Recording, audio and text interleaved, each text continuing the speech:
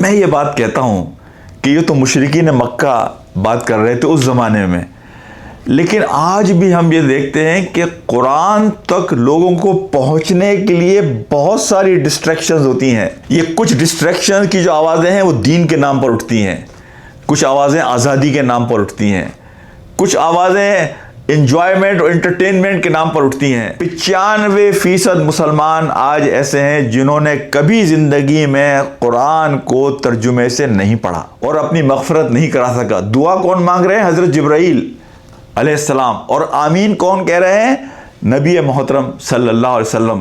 سنن ابن ماجہ کی حدیث ہے کہ نبی پاک صلی اللہ علیہ وسلم نے فرمایا کہ ایک آیت قرآن کی سمجھنا 100 رکعت نفلوں سے بہتر ہے۔ قرآن ایک سمندر ہے، ہر انسان اپنے ظرف کے مطابق اس سے فائدہ اٹھاتا ہے۔ بعد اعوذ باللہ من الشیطان الرجیم، بسم اللہ الرحمن الرحیم۔ وقال الذين كفروا لا تسمعوا لهذا القرآن والغوا فيه لعلكم تغلبون۔ میرے انتہائی قابل احترام بھائیوں، دوستوں اور میرے ساتھیوں، رمضان کا مہینہ شروع ہونے والا ہے۔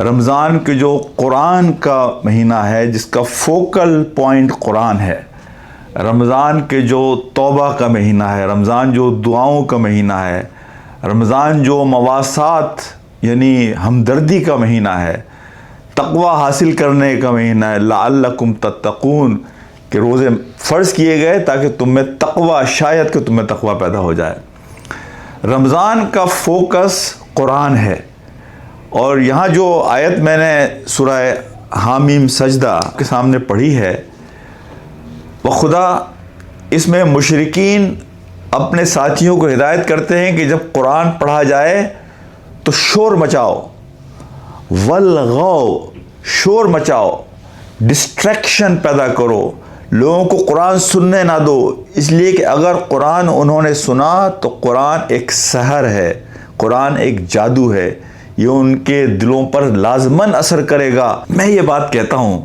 کہ یہ تو مشرکین مکہ بات کر رہے تھے اس زمانے میں، لیکن آج بھی ہم یہ دیکھتے ہیں کہ قرآن تک لوگوں کو پہنچنے کے لیے بہت ساری ڈسٹریکشنز ہوتی ہیں۔ میں نے کہا نا، یہ جو آوازیں ہیں، یہ جو آوازیں آتی ہیں لوگوں کو، یہ جو ڈسٹریکشنز ہیں، وہ ڈسٹریکشنز یہی ہیں کہ آپ کو قرآن سے کس طرح روکا جائے۔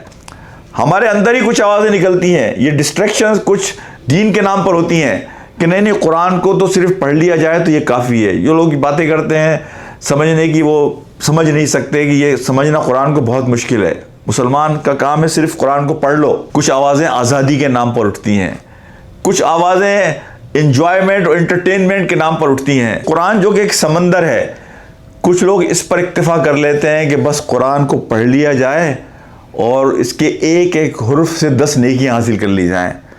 کچھ لوگ ہیں کہ جو حفظ کے ذریعے قرآن سے فائدہ اٹھانے کی کوشش کرتے ہیں۔ قرآن ایک سمندر ہے، ہر انسان اپنے ظرف کے مطابق اس سے فائدہ اٹھاتا ہے۔ میں لوگوں سے کہتا ہوں کہ قرآن تو آیا تدبر کے لیے، اسی لیے سنن ابن ماجہ کی حدیث ہے کہ نبی پاک صلی اللہ علیہ وسلم نے فرمایا کہ ایک آیت قرآن کی سمجھنا 100 رکعت نفلوں سے بہتر ہے۔ اسی لیے وہ ایک حدیث جو ملتی ہے کہ جب صحابہ نے پوچھا اللہ کے رسول صلی اللہ علیہ وسلم سے کہ ایک زاہد اور عابد اور ایک عالم میں کیا فرق ہے؟ زاہد اور عابد وہ ہے کہ جو ہر وقت عبادت میں لگا رہتا ہے، نفلیں پڑھنا ہے، قرآن پڑھنا ہے۔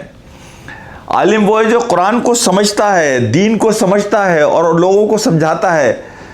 تو نبی پاک صلی اللہ علیہ وسلم نے فرمایا کہ اتنا فرق ہے جیسا عام مسلمان میں اور مجھ میں فرق ہے، ایک زاہد عابد اور ایک عالم میں۔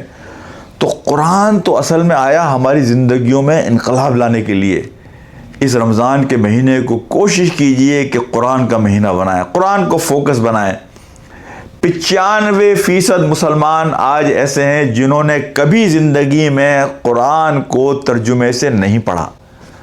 بخدا ہم آج کوئی ٹیکسٹ ہمیں بھیجے اور ہمارے سمجھ میں نہ آئے تو ہم گوگل سے اس کی ٹرانسلیشن لیتے ہیں، مدد لیتے ہیں، ہیلپ لیتے ہیں، کوئی ہمیں بتائے کہ اس میں میسج کیا ہے۔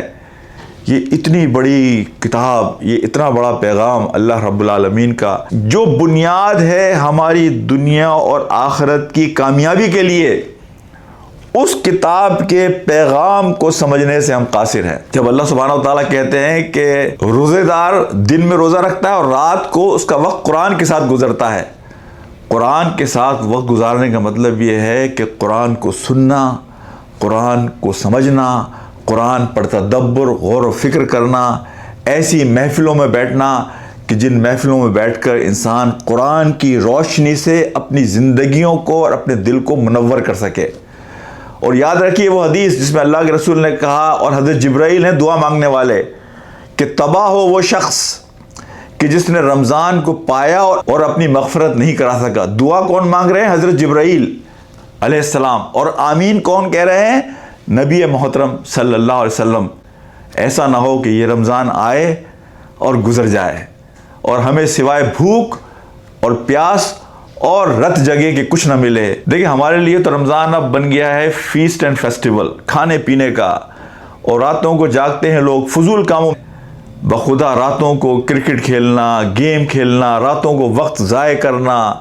یعنی یہ رمضان جس کا ایک ایک لمحہ آپ کے لیے قیمتی۔ آج دیکھیں ہمارے گلی محلوں میں کیا ہوتا ہے، ہماری گلی محلوں میں راتوں کو لوگ جاگتے ہیں انٹرٹینمنٹ کے لیے اور دن بھر لوگ سوتے ہیں، جبکہ روزہ تو ایک تربیت کا طریقہ ہے کہ تربیت اس بات کی کہ تم اللہ کا تقوی اختیار کرو، اللہ کی یاد کو اپنے اندر بساؤ۔ بخدا یہ شور اور یہ جو ڈسٹریکشنز آپ کے ارد گرد ہیں جو قرآن کے قریب آپ کو نہیں جانے دیتی، چاہے وہ اپنے اندر کے لوگوں کی آوازیں ہوں یا باہر کے لوگوں کی آوازیں ہوں، ان آوازوں کو ریجیکٹ کر کر، رد کر کر اس قرآن سے رجوع کریں، اس قرآن کو سمجھنے کی کوشش کریں، اس قرآن کو پڑھنے کی کوشش کریں۔ وہ اقبال نے جو بات کہی تھی نا، تیرے ضمیر پہ جب تک نہ ہو نزول کتاب، گرہ کشا ہے نہ رازی نہ صاحب کشاف۔